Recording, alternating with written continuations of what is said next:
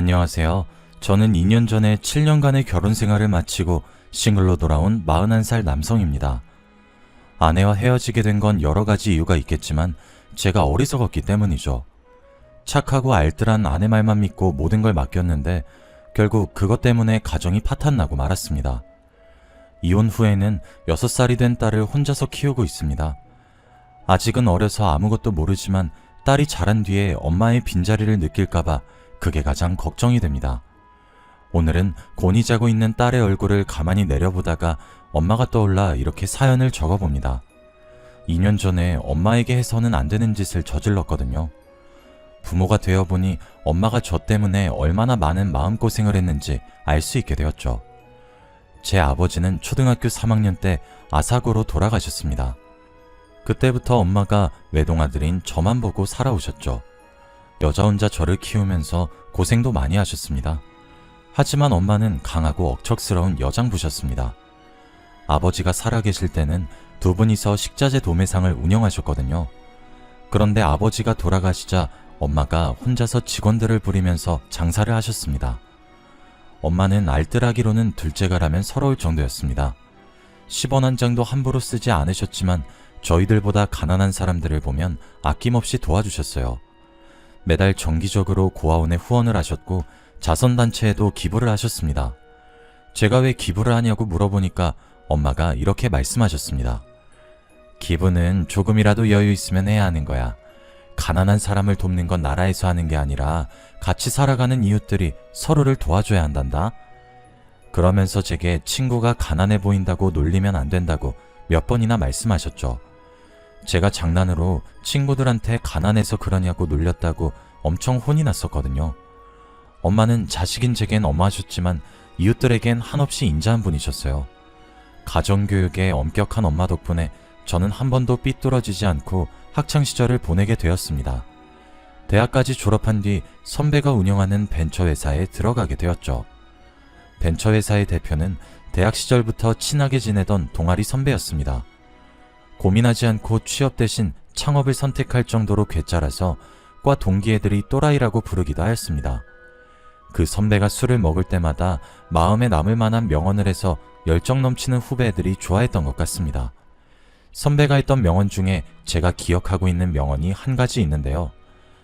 세상에는 두 가지 부류의 사람이 있어.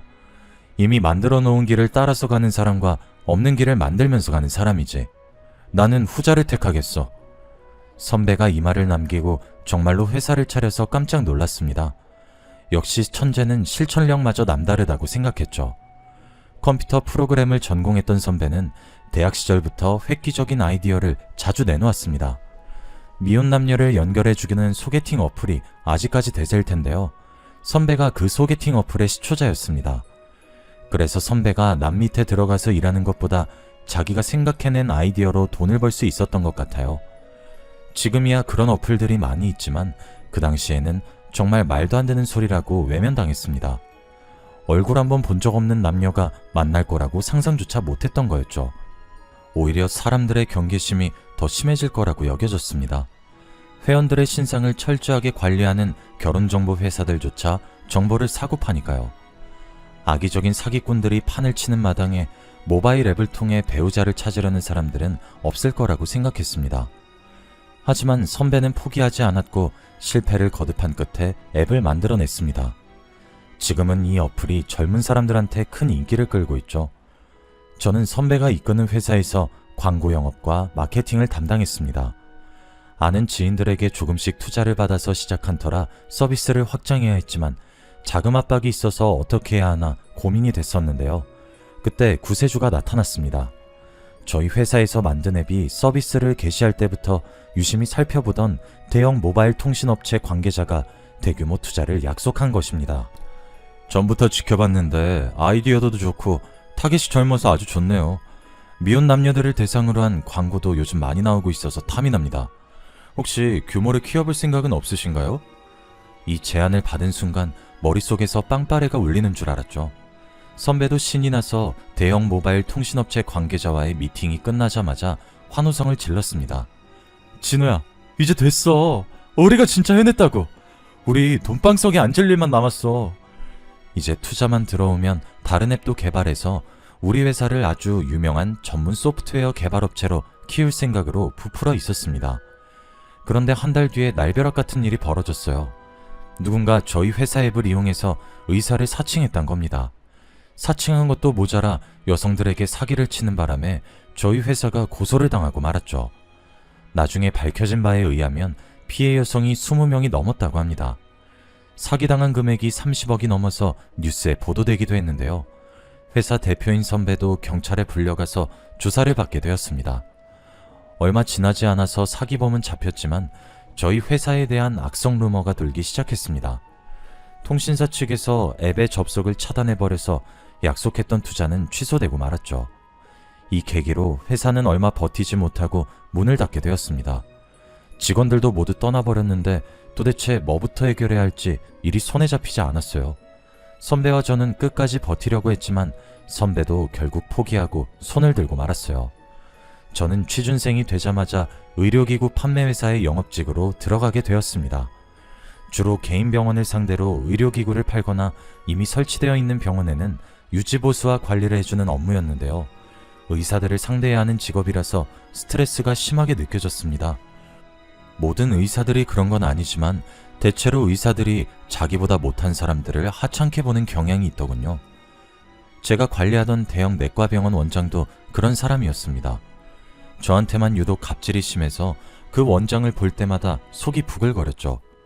그 병원은 저희 회사에서 판매하는 검사 장비들을 여러 대 가지고 있어서 주기적으로 소모품을 교체하거나 점검했어야 했어요. 그날도 점검을 하러 병원을 방문했는데 저를 보자마자 어이없는 요구를 하더군요. 아, 최 기사, 마침 잘 왔어. 환자 대기실에 전등이 하나 나갔는데 갈아 끼워줘. 그리고 화장실 세면대 물이 잘 안 나오더라고. 그것도 같이 봐주라. 네? 제가요? 왜? 못하겠어? 저번에 일하던 직원은 해줬는데 안 해줄 거야? 아니요, 해드려야죠. 원래 이런 거 해드리는 거 아닌데 원장님이니까 해드리는 거예요. 제가 웃으면서 능글맞게 다음엔 안 해주겠다고 대응해보았지만 소용없었습니다. 저를 볼 때마다 병원 관리인처럼 다루면서 자질구레한 일을 시켰거든요. 이런 건 병원 내 직원에게 맡기라고 말하면 자기가 그 회사에 쓰는 돈이 얼마인데 일을 이렇게 하는 거냐고 소리를 치셨습니다. 그래서 결국 그 병원을 방문할 때마다 하라는 일을 다 할 수밖에 없었죠. 더 치욕스러운 건 원장이 절 최기사라고 부르는 것이었어요. 마치 자기가 고용한 하수인을 부르듯이 최기사 하는데 진짜 어이가 없더군요. 최기사가 아니라 최과장이라고 고쳐 말해주어도 끝까지 저를 수리공처럼 대했어요. 제가 듣기론 이 원장이 3층짜리 병원 건물을 자기 소유로 가지고 있다고 들었거든요. 그런데 구두쇠라서 병원 관리인도 두지 않고 청소부도 파트타임으로 두고 있다고 하더라고요. 원장은 정말 꼴도 보기 싫었지만 간호사들은 모두 천사 같았습니다. 제가 힘들어하는 걸 알고 은근히 위로해 주더라고요. 병원 안에서 무언가를 고치고 있으면 비타민 음료나 커피를 챙겨주었습니다. 그러다가 눈이 맞은 간호사가 한 명이었는데 이름이 최서영이었습니다. 서영 씨한테 원장에게 3층짜리 병원 건물이 있고 의사 중에서 제일 구두쇠라는 말을 전해 들었거든요. 원장 몰래 서영 씨랑 뒷담을 하면서 많이 친해졌던 것 같습니다. 그날도 서영 씨랑 커피를 마시면서 뒷담을 하고 있었는데요. 저희 원장님 성격이 놀부 같아서 많이 힘드시죠? 그런 사람 많이 만나봐서 괜찮아요. 돈 있고 성공한 사람들은 원래 그런 법이죠. 성공은 무슨, 뼈 빠지게 공부해서 의사 되면 뭐해요. 돈은 쌓아뒀다가 죽을 때까지 가지고 갈 모양인가 봐요. 이번 달부터 저희들한테 화장실 청소까지 시켰다니까요. 글쎄, 청소부한테 돈 쓰는 게 너무 아깝대요. 원장 뒷담으로 가까워져서 그런 걸까요? 볼 때마다 서영씨가 편해지고 이야기도 더 많이 나누고 싶어지더라고요. 그래서 슬쩍 농담을 하면서 서영씨한테 번호를 물어봤습니다. 서영씨, 이러다 저도 잘리는 거 아니에요? 청소부도 자르는 마당에 저한테 주는 돈도 아깝다고 서영씨한테 의료기구 점검 맡길까봐 걱정되는데 잘리기 전에 서영씨 번호 좀 받아볼 수 있을까요? 당연하죠. 저 과장님도 잘리면 이 병원 그만둘 거예요. 월급도 너무 짜게 줘서 더 다닐 이유도 없거든요. 서영씨가 제 농담에 까르륵 웃으면서 번호를 주더라고요. 앞으로 서영씨랑 연락할 생각에 너무 기뻤죠. 저는 그 뒤로 서영씨랑 문자를 나누면서 서영 씨가 주말이면 배드민턴 동호회에 나간다는 사실을 알게 되었습니다. 그래서 저도 배드민턴을 좋아한다면서 동호회에 나가게 되었죠. 하지만 저는 어릴 때나 배드민턴을 쳐봤지 나이 먹어서 배드민턴 라켓을 잡아본 적이 없었습니다. 당연히 동호회에 들어가서 초보 실력을 그대로 드러내고 말았죠. 그 모습을 지켜보던 서영 씨도 제 마음을 눈치챘는지 장난스럽게 물어보았습니다. 솔직하게 말해봐요. 배드민턴이 좋아서 왔어요? 제가 좋아서 따라온 거예요? 들켰네요. 서영 씨랑 더 친해지고 싶어서 따라 들어왔거든요. 너무 많이 티났나 보네요. 제가 어색하게 웃어넘기니까 서영 씨가 제게 배드민턴을 가르쳐 주겠다고 나섰습니다. 다른 사람들이랑 배드민턴 칠 때에는 뭐 이런 따분한 운동이 다 있나 했는데 좋아하는 여성이랑 운동하니까 그렇게 신날 수가 없었습니다. 그 뒤로 따로 만나서 연습하고 같이 밥을 먹고 차를 마시다 보니 자연스럽게 데이트 코스를 밟게 되었습니다. 그렇게 2달 정도 썸을 탄 끝에 정식으로 연애를 시작하게 되었죠. 서영 씨랑 사귀던 와중 새로 나온 장비를 원장에게 팔려고 병원으로 가져왔습니다. 역시나 제 예상대로 원장이 거만한 표정으로 장비를 소개하는 저를 쳐다보고 있더군요. 그 눈길을 꿋꿋이 참아내고 정중하게 장비에 대해 설명해냈습니다. 원장님, 이번에 새로 출시된 혈액검사 장비입니다. 지금 갖고 계시는 건 너무 구형이라 새로 바꾸셔야 하는데 이번에 바꾸시면 잘해드리겠습니다. 어떻게 잘해줄 건데? 우선 소모품 같은 건 전부 무상으로 제공해드릴 거고요. 대금 결제도 특별히 장기 할부로 해드리겠습니다. 뭐? 장기 할부? 어이, 최 기사, 장사 하루 이틀 해? 그런 거 말고 비즈니스적인 관점에서 뭔가 나한테 돌아오는 게 있어야지. 네? 그럼 뭘 해드릴까요? 원장은 자기 의대 선후배들에게 업체를 홍보해 줄 테니 대가를 달라고 하더군요. 그런데 원장의 요구는 제가 결정할 수준이 아니었습니다. 생각보다 너무 많은 금액을 요구했거든요. 금액을 듣고 당황했지만 최대한 웃으면서 예의 바르게 거절했습니다. 네? 아이고 원장님, 그 금액은 좀 아닙니다. 다시 한 번만 생각해 주시면 안 될까요? 뭐? 투자라고 생각하고 바로 해줘야지. 바로 안 된다고 해? 이 정도도 못 해줄 거면 나가. 네가 멍청하니까 맨날 남들한테 굽신거리면서 사는 거야. 알겠어? 비즈니스맨은 거절도 못하나 봅니다. 원장은 저한테 거절당하자마자 인격적인 모욕을 주었습니다. 게다가 서영씨 앞에서 그 꼴을 당했으니 너무 기분이 안 좋았죠. 제가 터덜터덜 힘없이 회사로 돌아가니 몇 분 뒤에 부장이 저를 부르더군요. 최 과장, 땡땡병원 원장이랑 무슨 일 있었나? 최 과장 말고 다른 사람을 보내달라고 하네? 네? 담당을 바꿔달라고 하셨다고요? 원장은 금전적인 요구를 들어줄 만한 담당이 오길 바랬나 봅니다. 자존심이 상하는 일이었지만 한편으론 잘된 일이라고 생각했죠. 서영씨 앞에서 원장한테 무시당할 일은 없을 테니까요. 원장의 요구대로 제 담당 구역이 바뀌었습니다. 제 구역에 원장이 없어지면 마음이 한결 편해지더군요. 원장에게 쏟을 에너지를 서영씨에게 쏟을 수 있어서 좋았습니다. 그렇게 서영씨와 1년 정도 연애를 하다가 부모님께 서영씨를 소개하는 자리를 가졌습니다. 저희 엄마가 관상에 관심이 많이 있어서 오목조목 따져보시는 걸 좋아하셨거든요. 서영씨를 진지하게 만나고 있어서 엄마가 어떻게 보실까 기대가 됐습니다. 다행히 엄마가 서영씨를 보자마자 마음에 들어 하시더라고요. 눈매가 아주 선하고 착해 보이는구나. 관상만 좋은 게 아니라 윗사람을 대하는 태도나 말투도 예의가 있고 가정교육을 제대로 받은 것 같아서 마음에 든다. 엄마가 좋은 사람인 것 같다고 칭찬하니까 저도 괜히 기분이 좋아졌습니다. 서영씨와는 한 달 뒤에 결혼식을 올리기로 하고 결혼식 준비를 하고 있을 때였어요. 결혼식을 보름 앞두고 있는데 제가 대전지사로 발령이 나버리고 말았습니다. 하지만 이미 엄마가 마련해 놓은 아파트가 있었습니다. 저 혼자 대전으로 가기에는 제 아내가 된 서영씨한테 미안했죠. 우리 아내를 두고 주말 부부로 지낼 수 없어서 대전에서 출퇴근하기로 결정했습니다. 하지만 아내는 결혼 후에 시댁살이를 자청했어요. 아니야, 우리 굳이 여기 살 필요 없잖아. 우리 신혼집은 전세로 돌리고 그 돈으로 대전에서 방 얻어서 지내. 대전에서 매일 출퇴근은 무리잖아. 나는 시댁으로 들어가서 어머님이랑 살게. 응? 정말로 시댁살이를 하겠다고? 당신 눈치 보일 텐데. 왜 눈치가 보여? 어머님이 나한테 뭐라고 한 적도 없는걸? 어머님 처음 만났을 때부터 친정엄마처럼 편했어. 어머님이라면 같이 살아도 좋을 것 같아. 당신이 그런 말 할 줄 몰랐는데 고마워. 대전 가서도 여유 있을 때마다 꼭 올라올게. 응, 여보. 나도 시간 날 때마다 내려가서 당신 보러 갈게. 안 그래도 우리 엄마 몸도 안 좋아서 걱정이었는데 고마워. 우리 엄마 케어해주느라 힘들 텐데 무리해서 안 내려와도 돼. 아내가 웃으면서 너무 걱정하지 말라고 하는데 눈물이 나올 것 같더군요. 대전으로 내려가면 아내보다 혼자 있는 엄마가 걱정이긴 했습니다. 그런데 아내가 자처해서 시댁에 들어오겠다고 하니 너무 고마운 일이었죠. 요즘 여자들은 시어머니의 시자만 들어도 경기를 한다는데 남편도 없이 시어머니를 모시고 같이 살겠다는 아내가 천사같이 느껴졌습니다. 게다가 아내는 엄마의 기분을 잘 맞춰주면서 며느리 노릇을 톡톡히 해냈습니다.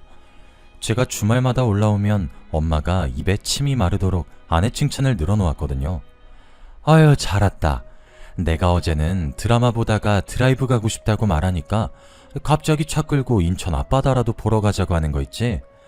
나도 성격이 깐깐한 편인데 새 얘기는 뭐 하나 내 눈밖에 나는 게 없더라. 음식도 잘하고 눈치도 빠르고 집안일도 완벽하게 잘 해내는데 진짜 내 딸이었으면 좋겠더라. 그 말을 듣는데 가슴이 찡해 오더군요. 아내는 결혼 후에 병원을 그만두고 엄마가 운영하는 식자재 도매상일을 거들고 있었습니다. 제가 병원을 그만두지 않아도 된다고 해도 엄마를 돕고 싶다고 했거든요. 말만 번지르르하게 잘하는 것이 아니라 가게 일을 하면서도 집안일도 빈틈없이 해서 엄마 마음에 쏙 들었던 겁니다. 연애할 때부터 아내가 착한 건 알고 있었지만 까탈스러운 성격의 엄마까지 완전히 사로잡게 될 줄은 몰랐습니다. 하긴 그 내과병원 원장하고 3년 넘게 일한 여자였으니까요. 당연히 야무지고 똑똑할 수밖에 없겠죠. 그렇게 엄마와 아내가 고부 갈등 없이 모녀 사이처럼 잘 지내니까 마음이 놓였습니다. 저는 아무 걱정 없이 일하는 데에만 신경 쓸 수 있었죠. 그러다 2년 뒤에 아내가 아이를 가지자 엄마의 며느리 사랑은 하늘을 찌를 정도가 되었습니다. 얘야, 이제부터 너는 아무것도 하지 말고 편하게 쉬면서 태교만 하거라. 네가 건강하고 마음 편해야 순산하는 법이다. 어머님, 저는 괜찮아요. 병원에서도 들어 누워있는 것보다 적당히 몸을 움직이는 게 훨씬 좋다고 했어요. 아니다. 이제부터 가게에 나오지 마라. 집안일도 가사도우미 부를 테니까 넌 가만히 있어. 아, 정말 괜찮은데? 엄마는 눈에 넣어도 아프지 않을 아내를 위해서 지극정성을 다하셨어요. 그 덕분인지 아내는 예쁜 딸을 낳게 되었습니다. 저희 엄마가 아들이 아니라서 실망하실 줄 알았는데 첫째는 아들이어야 하는데 라고 중얼거리는 아내를 위로하고 있더라고요. 아유, 요즘 시대에 무슨 아들. 요즘 시애미들은 아들보다 딸을 원한다. 늙음하게 키우는 재미는 딸이 훨씬 나아. 그래도 아들 낳으면 어머니께서 더 마음 놓으셨을 텐데 아쉬워요. 아들이었음 의지가 많이 되셨을 거 아니에요. 아니다. 난 너만 건강하면 됐다. 애야, 또 낳으면 되는 것이야. 엄마는 손녀를 낳아준 아내의 손을 잡고 눈물까지 글썽이셨어요. 그런데 아내를 보물처럼 아끼던 엄마가 달라지기 시작했습니다. 평소처럼 금요일 저녁에 아내와 엄마가 있을 집으로 올라왔는데요. 안방에서 아내 우는 소리가 들리길래 안방으로 가보았습니다. 그런데 그곳에서 엄마가 아내를 죽일 듯이 노려보고 있었습니다. 아내는 대역죄인처럼 무릎을 꿇고 고개를 숙이고 있었죠. 제 예상대로 울고 있는 사람은 제 아내였습니다. 어머님, 정말 잘못했어요. 한 번만 용서해 주세요. 용서?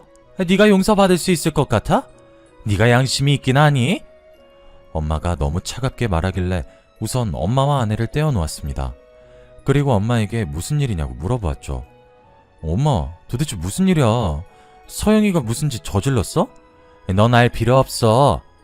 엄마가 싸늘한 표정으로 안방에서 나가버리길래 이번엔 아내를 붙잡고 물어보았습니다. 한참을 울다가 겨우 울음을 그친 아내는 어이없는 말을 꺼내더군요.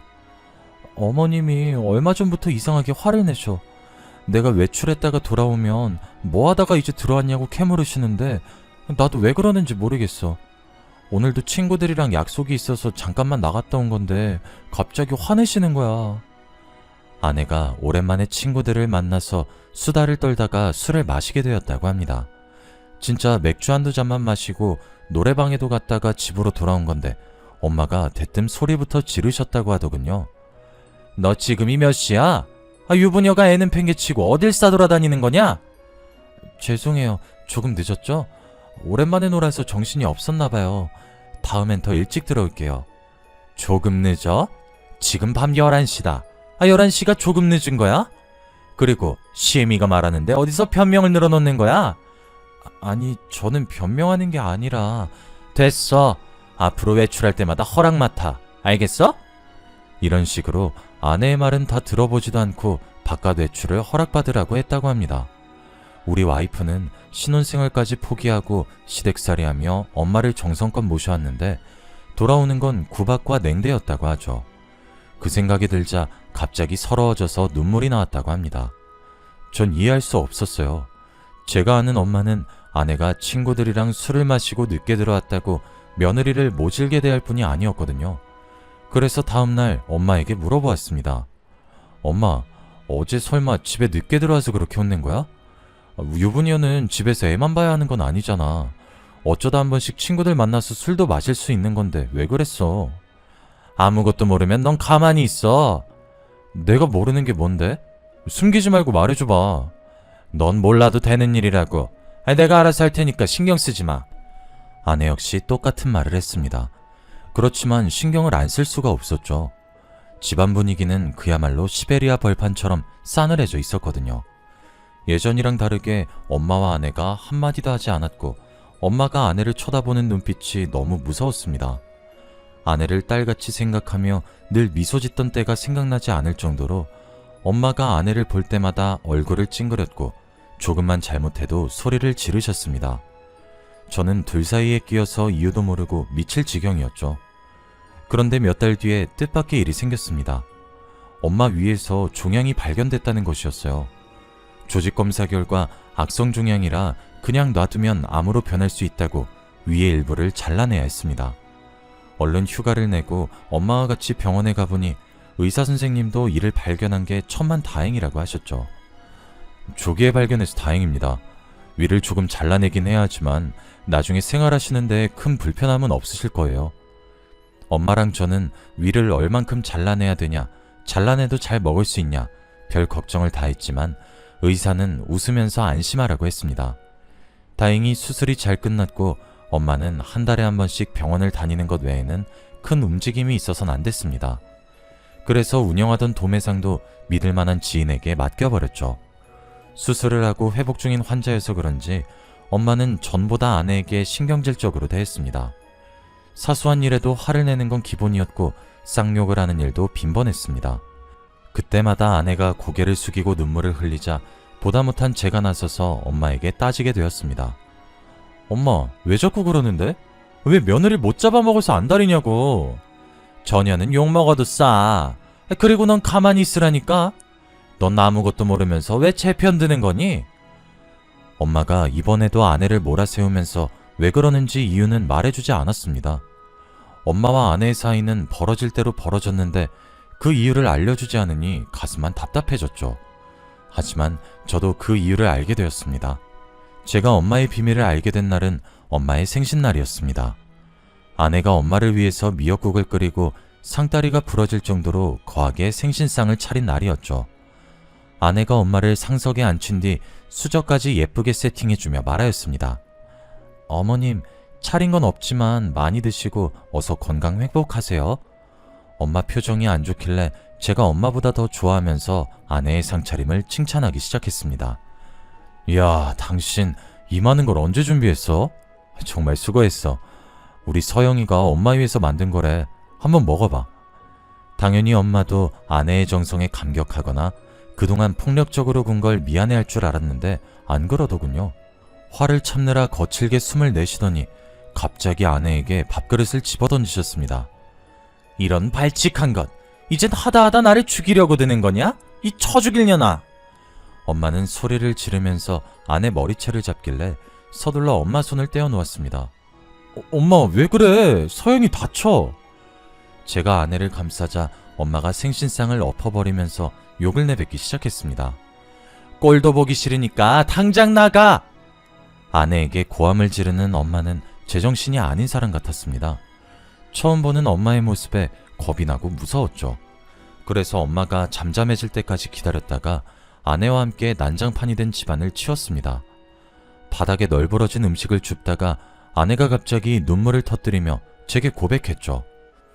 여보, 나 더 이상 못 버티겠어. 뭐? 갑자기 무슨 소리야? 그동안 무슨 일 있었어? 그동안 당신한텐 숨기고 있었는데 이젠 말해야 되겠어.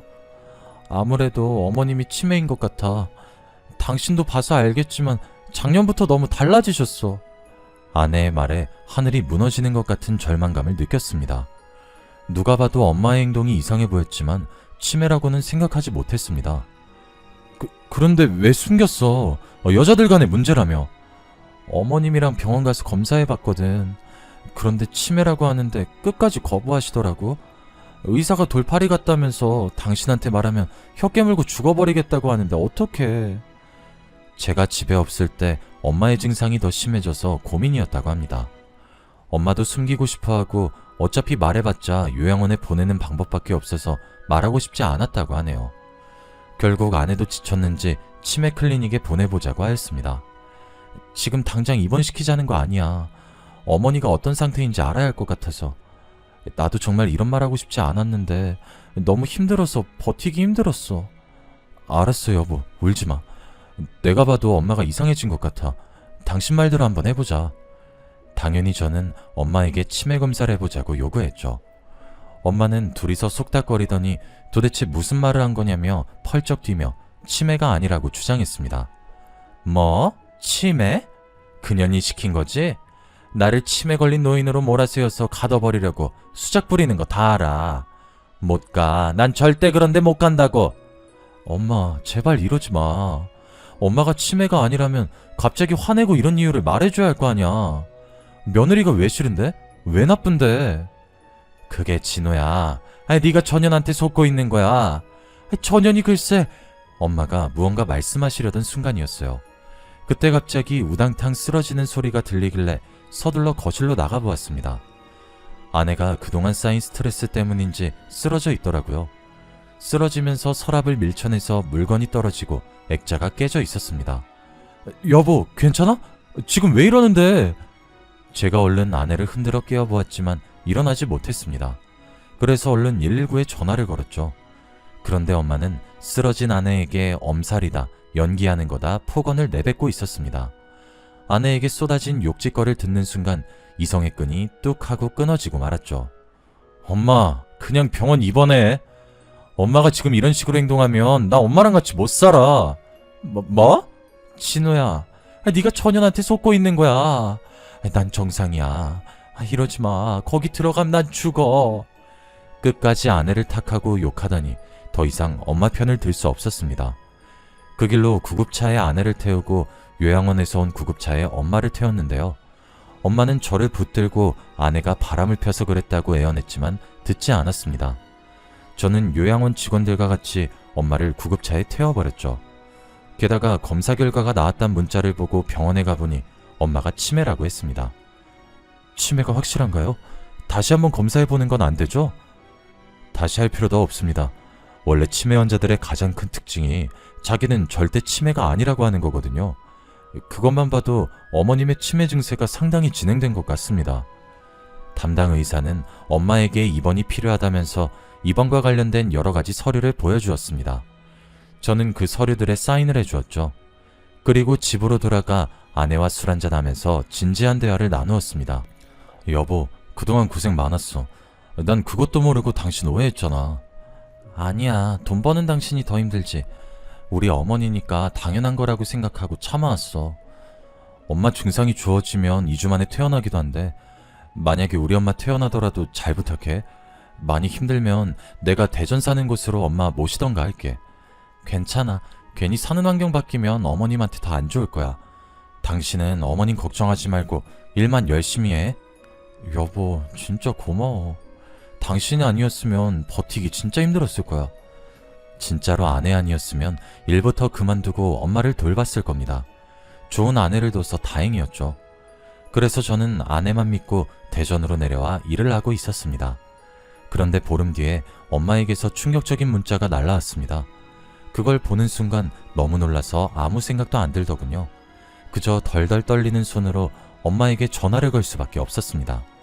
문자 확인했니? 그게 그년의 본 모습이야. 우리 손녀딸 생각해서 이혼할까봐 죽을 때까지 입 다물고 있으려고 했는데 이젠 사실을 밝혀야 되겠다. 안 그러면 내가 그년 손에 죽게 될 테니까. 그 말을 듣자마자 바로 회사에 휴가를 내고 요양원으로 달려갔습니다. 병실에서 만난 엄마는 아주 평온하기 그지없었죠. 표정이며 말투까지 제가 알고 있는 엄마의 모습이 맞았습니다. 제가 멍하니 엄마를 바라보고 있으니 엄마가 앉으라며 옆에 있던 의자를 내어주었습니다. 긴 이야기가 될 테니 우선 앉아봐라. 그날 엄마에게 그동안 무슨 일이 있었는지 모두 듣게 되었습니다. 아내에게는 내연남이 있었던 것이었습니다. 엄마가 그 사실을 알게 된 건 손녀딸을 보게 된 후부터라고 했죠. 언젠가부터 외출이 잦아지고 남자와 전화통화를 자주 하고 있어서 이상하게 생각하고 있었다고 합니다. 그러던 어느 날 아내가 저녁 준비를 하는 동안 휴대폰으로 온 문자 메시지를 우연히 보게 되었다고 하죠. 남자가 사랑한다고 보낸 메시지를 보고 엄마는 외출한 아내를 몰래 따라 나섰습니다. 그리고 진짜로 아내가 내연남과 만나고 있는 것을 보고 아내를 불러서 추궁했다고 하는데요. 아내가 다른 남자도 아닌 전에 일했던 병원 원장과 내연 관계를 가지고 있었습니다. 그 원장은 저를 최 기자라고 갈구면서 갑질을 하던 놈이었죠. 내가 얼마나 무시당했는지 알고 있었으면서 그런 놈이랑 불륜을 저지르다니. 제가 분노에 휩싸여 입술을 꽉 깨물고 있자 엄마는 아내의 불륜을 제게는 비밀로 하고 덮어주기로 했다는 사실도 이야기해 주었습니다. 아내한테 지금이라도 정신 차리면 용서해 주겠다고 한 거죠. 우리 손녀딸 불쌍해서 가정 깨지는 걸 못 본다. 우리 아들 성격 알지? 네가 바람핀 거 하는 순간 봐주는 거 하나도 없을 거야. 바로 이혼 소송 걸 놈이니까 지금부터 정신 차려. 그럼 진짜 없었던 일로 해주마. 네, 어머님, 정신 차리겠습니다. 다시는 그 사람 만나는 일 없을 거예요. 하지만 아내가 얼마 지나지 않아 그놈을 만나서 이사단이 난 거겠죠. 엄마가 그럴 때마다 아내를 불러서 야단을 쳤다고 합니다. 아내는 혼날 때마다 눈물을 흘렸지만 하는 짓을 보아하니 거짓 눈물인 것 같았습니다. 짜증나게. 재수없게 또 걸렸다니까? 이번 주 못 만날 것 같아. 당분간 조심하자. 엄마의 눈을 피해서 계속 그놈을 만났고 엄마는 모든 걸 알고 있었지만 제 가족만은 지키려고 말하지 못했던 겁니다. 그런데 아내는 정말 해서는 안 되는 짓을 엄마에게 저질렀습니다.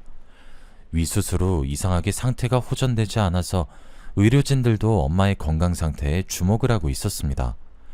그런데 의사는 엄마의 몸 상태를 검사해 보더니 식사 준비를 누가 했는지 물어보더군요. 엄마가 그건 왜 물어보냐고 질문하니 의사가 믿을 수 없는 답변을 내놓았습니다. 혈액 검사 결과 독성분이 나왔어요. 누군가 고의로 환자분 식사에 독을 넣고 있는 것 같습니다.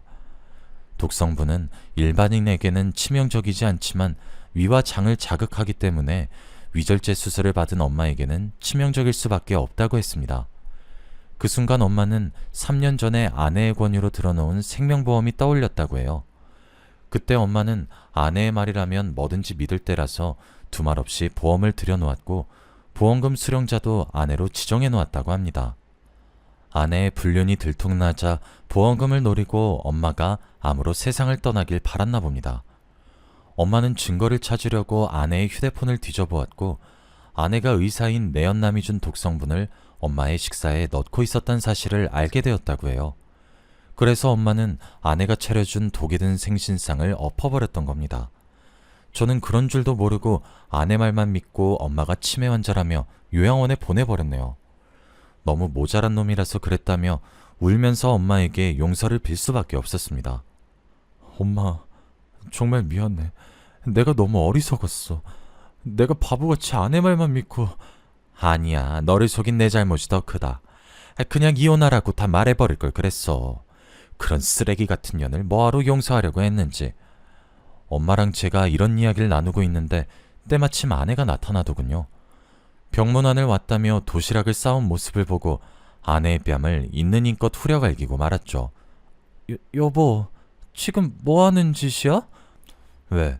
이 도시락에도 독 넣어가지고 왔니? 우리 엄마 먹이려고? 이런 쓰레기 같은 년.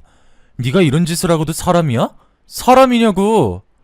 제가 윽박지르자 아내가 아무 말도 못하고 벌벌 떨기만 했습니다. 나중에는 제발 신고만 하지 말아달라며 돈으로 협의를 보자고 하더군요. 제가 돈이 아무리 공해도 이런 여자의 돈을 받을 수 없죠. 그래서 저는 그런 아내의 얼굴에 이혼소송 서류를 준비하여 던져버리고 말았습니다. 아내뿐만 아니라 인간 같지 않은 내연남도 작살내 주었죠.